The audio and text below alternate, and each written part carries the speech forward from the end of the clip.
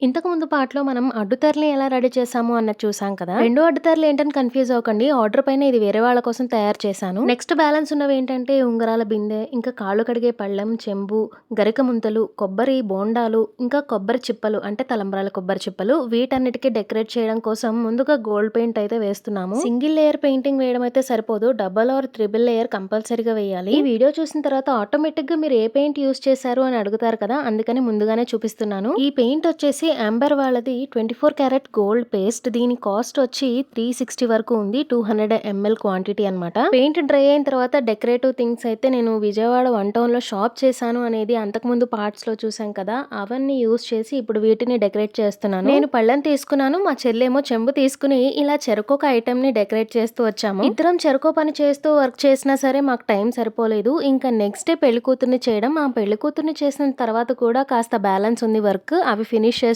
ఇప్పుడు. మేమిద్దరమే కాదు, ఇంకా మా నైసి చెల్లి ఇంకా మిగతా వాళ్ళు కూడా ఈ వర్క్ చేయడానికి హెల్ప్ చేశారు. ఇది పెళ్లి కూతుర్ని చేసిన తర్వాత రోజు కాస్త గ్యాప్ దొరికిందనమాట.